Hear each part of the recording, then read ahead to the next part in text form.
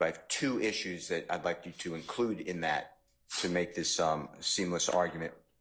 And if Mr. Kokomo, when he's available with the court's permission, can just play two small clips from our court proceeding. I understand it's not the court reporter's work, but the court can weigh it whatever it wants. It's just a refresher on two more issues, and they deal specifically with Ms. Love making an objection to Mr. Adams' cross-examination, and then testifying in front of the jury that there'll be no witness to say what Mr. Adams asked on cross, and that no witness appears on the witness list as well.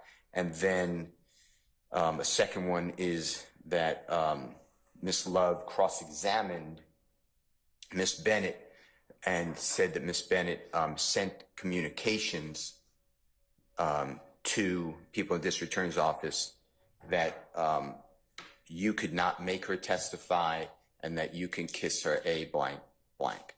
And those did not occur according to the text messages that the court ordered given to us. Well, there is a, so you're not arguing blind, okay? There is a affidavit that was filed in support of that particular material witness warrant. It's under seal for obvious reasons, but there is a affidavit that kind of lays out what she purportedly said. I don't necessarily know if that's memorialized in text messages, so I don't want you to go down that rabbit hole thinking that, you know, that's all there is to it, okay? The question, yeah, that's great. The question, I appreciate it because I'm not privy to that. The question, though, asked was, did you send communication? Send to me would be an email, U.S. mail, or a text message. Okay. So right, anyway, Mr. Kokomo, with the court's permission, if he's available to do it, just play them. They're very short, and then I'd like to answer your questions. Sure. Is that okay? Yes, sir. In fact, Doesn't. Keith Adams first. And the record should reflect that there's also some people who write in on this at the bottom, and specifically, I'd like everyone to take note that a person who's very, very well respected on following trials said Keith Adams is a phenomenal lawyer. You will see that on the bottom.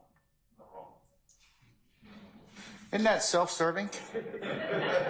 I just want, I mean, I still want to see if I still got it, okay?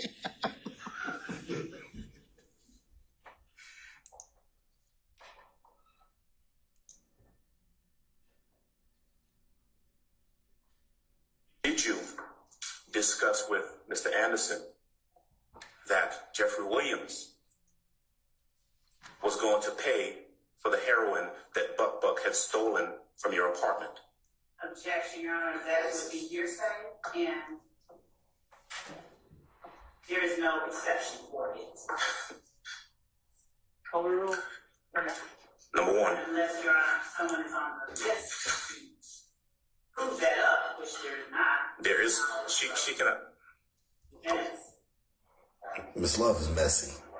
I don't know if the court heard it properly in this courtroom, but it's clear Ms. Love said something to the effect of, there is no witness to say anything like that. There's no witness on the witness list. Yeah, I'll take judicial notice of the official transcript. Did you discuss with Mr. Anderson that Jeffrey Williams was going to pay for the heroin that Buck had stolen from your apartment? Objection, Your Honor, that would be hearsay, and there is no exception for it. Number one. Unless, Your Honor, someone is on the list.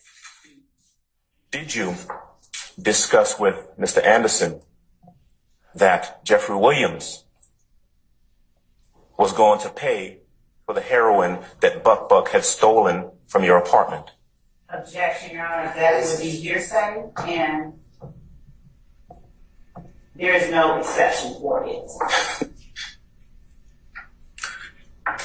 Number one. Unless, Your Honor, someone is on the list. Prove that up, which there is not. There is. She cannot. Yes.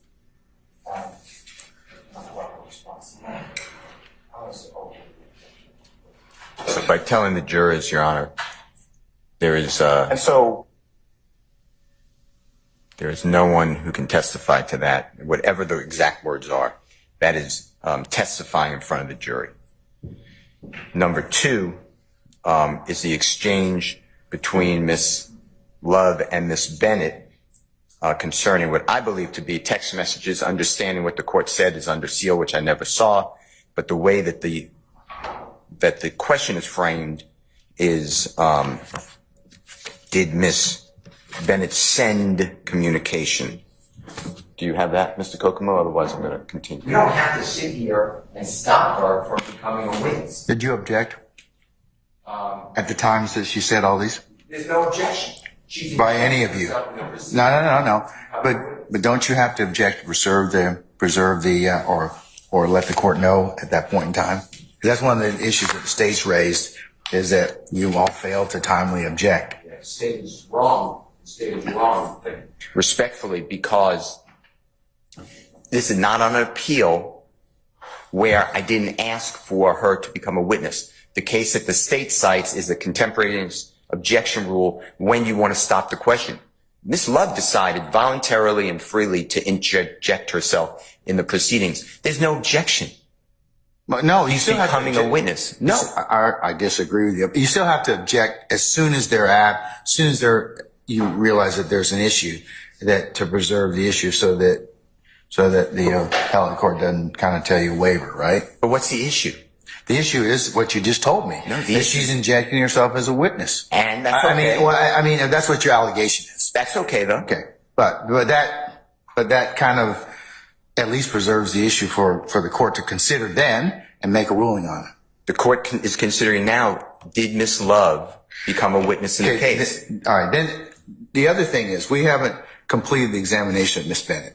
So all the conversations, and this is why I asked you to kind of limit as to the conversations that you believe Ms. Love had, and there's no other third party, because you can certainly examine the witness about those particular statements that were allegedly made, or the third party can be examined at some point. Okay, sorry. I'm sorry. So that's why I asked you. I'm more concerned about those conversations that you claim where it was just Miss Love and the witness, and she is purportedly, as you said, interjected herself into the matter. So I gave you two pristine examples that cannot go without the jurors understanding it. The first one is, did you send, this is Ms. Love's words, did you send a communication to anyone in district attorney's office stating you did not care what the judge said, no one could make you testify, and did you give explicit instructions as to what to tell the judge to do? That is a question. The answer is no. The answer is no. Ms. Bennett said no. So there's nobody else in this planet that I can go to ask, why did Ms. Love say that? In addition, saying to the Honorable Keith Adams' question, there's no witness who's going to come in and testify to that. There's no witness on the witness list. Ms. Love, that's Ms. Love's statement in front of the jury. She has no right. That is a witness. But what about the when the case law indicates, and you all know this, that statements of counsel are not to be considered as evidence. But that you cannot do that. When Ms. Love, that's not an objection. That is a statement to influence the jury. There is no witness. I think a few of you have done that during this trial. And that is just something that it's a practice that is not permitted. It's really not condoned at all, but that you're really not supposed to comment in front of a jury improperly. Judge, Ms. Love put her own credibility in front of this jury. There is no way to erase it. There's no limiting instructions. But I'm going to charge the jury at the end of this case that statements of counsel, opening statements, closing arguments, the questions asked by counsel are not to be considered as evidence. They're not. But Mr. Williams has the right to cross-examine. I do. You do. And that's why I'm asking you about the times that she has. I gave them to you. Okay. So I gave you all those times about telephone conversations. There were just the two of them. So you're saying the two areas that I'll take judicial notice of, as well as anything that's been on the transcript, and that was on the 25th of March. Not that I believe. I What think date it was was the that? I'm sorry. 29th, 28th and 29th of March. 28, 29 March. I'll consider those. And then the other ones you point out for my consideration are the communications, on the bench outside the courtroom. Is that correct? Bench outside the courtroom. And then how do you get around the text message when it's not supported by the text message? What text message? Which ones you talking about? When Ms. Love specifically said, and did you send a communication to anyone in the district attorney's office stating that you did not care what the judge said, no one can make you testify, and did you give an explicit instructions as to what you tell the judge to do? What court, what exhibit was that, or trial exhibit was that was introduced? We need to refer for it to record. That's fine. That's going to be in all the text messages. I don't know what the state called it, but the question. Let me just pause a second. Sure. Mr. Helsky or Ms. Weaver, do you know what court exhibit or what exhibit that was? And the statement made by Ms. Love that I've. Okay, in 34 alpha. Right. That is the closest you're going to get to. Which statement are you referring to in this exhibit? Ms. Love, the one I handed to you, but Ms. Love stated in front of the jury, she testified, and did you send a communication to anyone in the district attorney's office stating you did not care what the judge said, no one could make you testify, and did you give explicit instructions as to what to tell the judge to do? And in the document I just get 34 alpha. that is not even close to a fair summary of what is written by Ms. Bennett. And Ms. Bennett specifically said, no, that is not what I said. And the only person who can be challenged on that testimony, because that's what it was, is Ms. Love. And the state's case that they cited to you, which is Bonner, B-O-N-N-E-R versus State, 192 Georgia Appeal, 721 1989 case, and the state said that this is the only case in Georgia on point. I don't agree with that, but that's what they wrote. And in Bonner, it actually helps Mr. Williams, because in Bonner, what happened was the prosecutor. What's the citation for Bonner again? Your Honor, it's 192 Georgia Appeal, 721 386 Southeast 2D 379 1989. 192 Georgia Appeal what? I'm sorry, 721. Okay. Bonner, which is, as you indicated, 192 Georgia Appeal 721. So I find this case to be fabulous for Mr. Williams. In Division 3, the court wrote that the transcript reveals, in regard to appellant's final enumeration, that after appellant testified on direct examination that she had not visited the victim's bedroom, the district attorney cross-examined appellant about a statement she had made to the district attorney himself prior to trial. The district attorney called to appellant's mind the time, place, and circumstances surrounding the conversation, in which appellant was asked whether she told the district attorney that she went back into the victim's bedroom to listen to the radio. Now I'm skipping, Your Honor, to the end of the opinion. Well, I don't want you to skip, but I want you to kind of also take a look at what there's an objection that was interposed on an unsworn witness. Yeah, but I'm saying that she needs to testify. I don't care that she became a witness. I want to cross it out. That preserved the issue for appellate review and for the court to kind of take it up. That's one of the things the state's saying that you should have done at that point in time. No, but I don't. We'll continue with it. But anyways, but yes. Keep reading, or can I go to? Go ahead. So if you go to the very end of the opinion, I don't know how many lines because we're not looking at the same, Yes, sir. But at the end of the opinion, if you could target, it's maybe, I don't know, 12 lines up. The transcript reveals that the district attorney laid the proper foundation, and this is what I stress, but rather than denying making the statement, appellant admitted having done so. Thus, contrary to appellant's contention, the transcript established that it was not necessary for the district attorney as the cross-examiner to prove the making of the statement. And accordingly, we find that the failure of the district attorney to be sworn as a witness and to be available for cross-examination by appellant did not constitute reversible error. Here, Ms. Bennett denied making that statement. She denies Miss Love's assertion in her question about give explicit instructions as to what to tell you, and that she did not care what you said. The text message that I gave you, and I didn't count the pages, but is in that exhibit in blue at the top, is Miss Bennett saying, I'll explain it to the judge. She was polite about the court. She was not rude. That is something that needs to go to jury for this reason.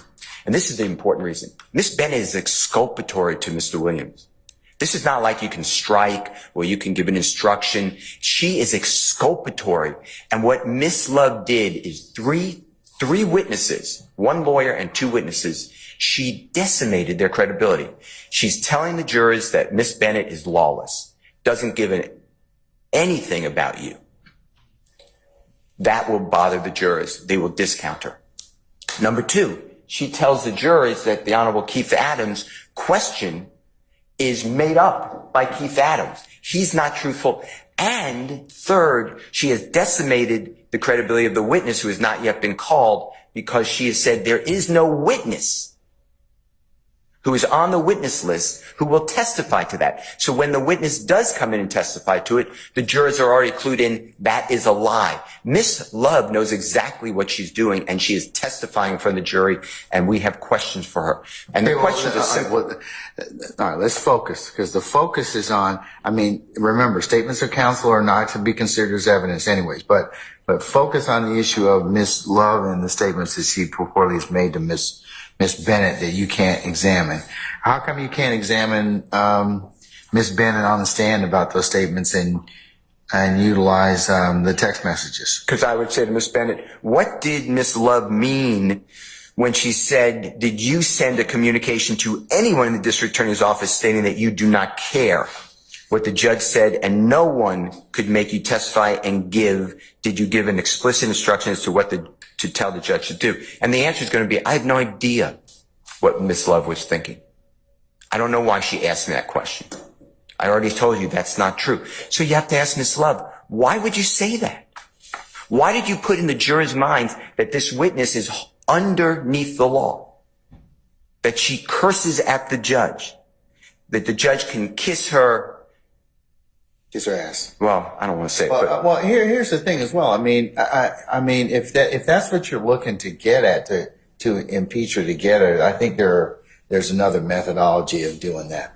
I don't believe I know that methodology. No, I'm telling you that I told you that there may be a exhibit that, like I said, they have a material witness warrant, and for good cause, I'd be willing to unseal it, and you can look at it.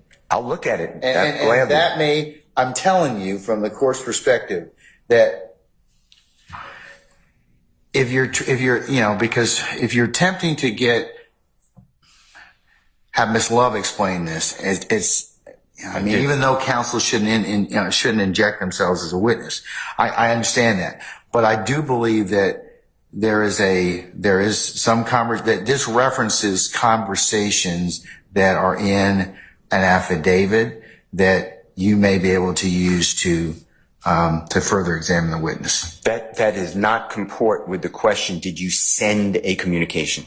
That's my point. I don't care what the affidavit said. Okay, but what did you send a communication? That was the question. Who said that, Ms. Lowe? Yes. That is a quote. And I know we go by court reporter, but that is the quote online from the trial.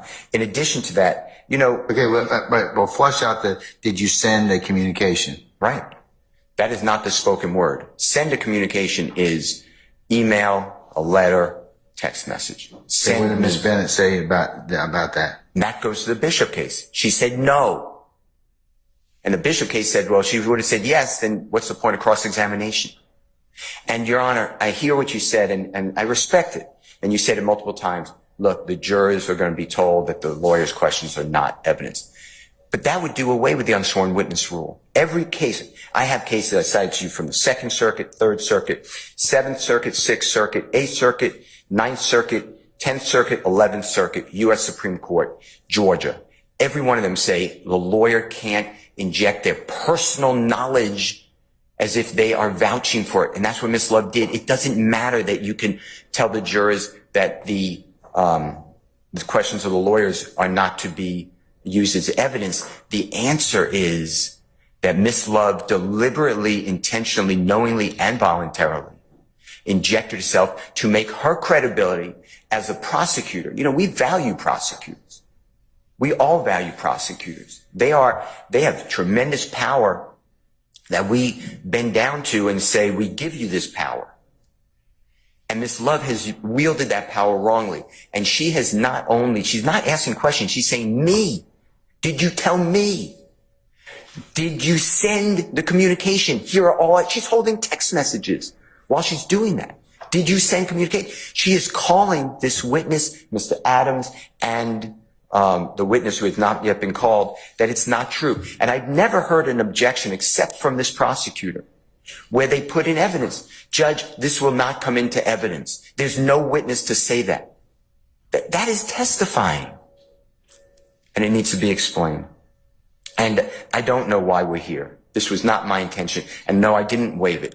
And we don't have to sit here. We don't lay in wait. Miss Love Well, Bonner was doing seems this. to indicate that that there was an objection made as to the unsworn witness. That's exactly what the basis for the objection was. You didn't make one. Yeah, but you got to read further in these other cases. I'm asking for Miss Love to become a witness. She enveloped herself. She's intrinsically intertwined for whatever reason, in what she did in the case. I understand that she said that other people around her on the bench. Other people around does not mean that they were part of the communication. Other people around doesn't mean they heard everything. The telephone calls that Miss Love had, we don't accept that it was on a speakerphone with someone else there. She's texting the woman on New Year's, telling her what a great mother she is. What a symbol, I'm not quoting now, but a symbol of the community she is. You know, these are inappropriate. And lawyers aren't supposed to make lawyers the object of the trial. Miss Love made herself the object of the trial, tried to cut the knees out from Mr. Adams by saying he has no right to ask that question because there's no witness who will say it. Those are all the wrongs that the ethical code and the case law tell us to do. I'm very aware of your time limit. I know there was issues. No, I'm going to let you have a little more time. So, but tell me about Rule 3.7. If there's any other case law that seems to that you want to point to my attention from Georgia. All the other, of course, states are persuasive. But is there anything else that our Georgia courts have indicated that would make out your argument in terms of the unsworn witness? And also, of course, it's discouraged that lawyers are witnesses anyway. So, and unless they're testifying, consistent with the proper circumstances. Yes, to answer your question. I believe I cited it. Let me just pull it up.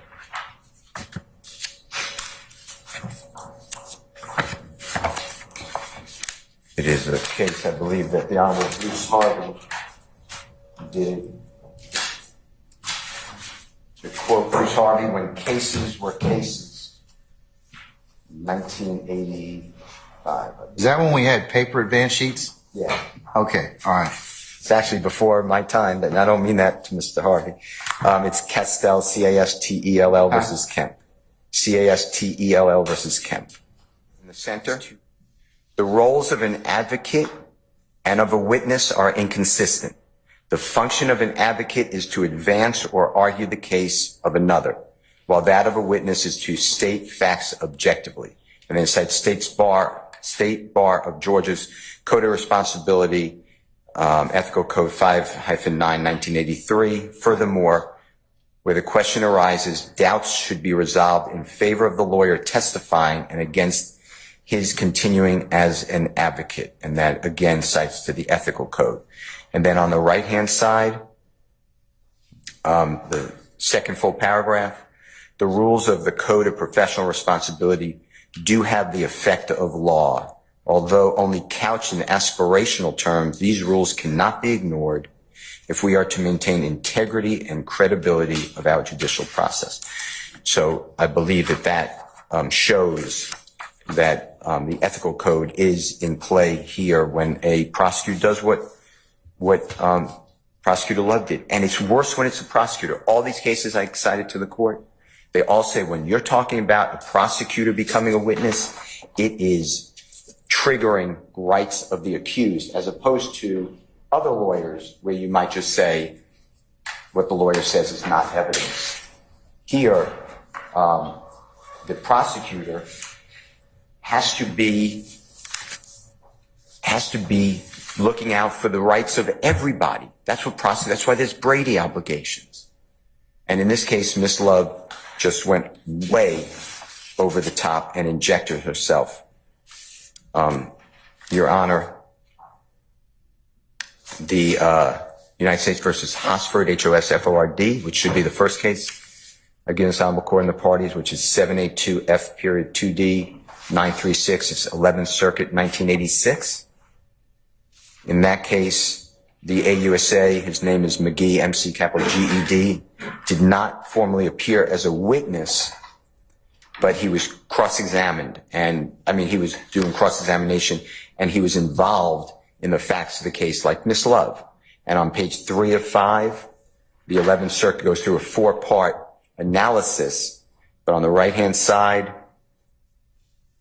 the 7th line in the center, specifically, I think this applies. The 11th Circuit said that third, the performance of the dual roles by a prosecutor might create confusion on the part of the trier of fact as to whether the prosecutor is speaking in the capacity of an advocate or of a witness, thus raising the possibility of the trier according testimonial credit to the prosecutor's closing argument.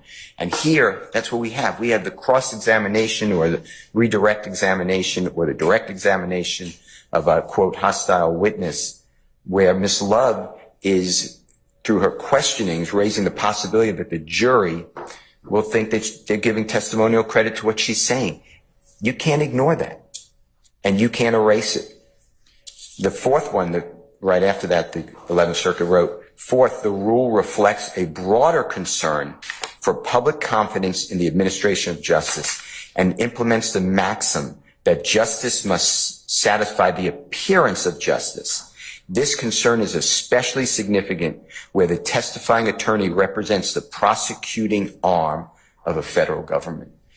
And I don't know how we got here. I don't know why the state thinks that this is no big deal, just cross-examine someone else. This is exactly what we don't do. It's an ethical violation. It is a lawful, legal violation. And I ask this honorable court to disqualify Ms. Love from going forward in our case. She will be a witness in the case. And we will ask her, we'll telegraph her what concerns we have. Why did she, I told you, what did she do at the bench to make what did she do? Outside bench, that conversation that was had purportedly outside. Right, what Ms. Love reported to us. That one, where others were around, that's how it was said. Others were around, not others were participants. The telephone calls, the announcement in front of the jury, it's not an objection to say there is no witness who will say what Mr. Adams said, that this was a theft and Jeffrey Williams repaid the theft.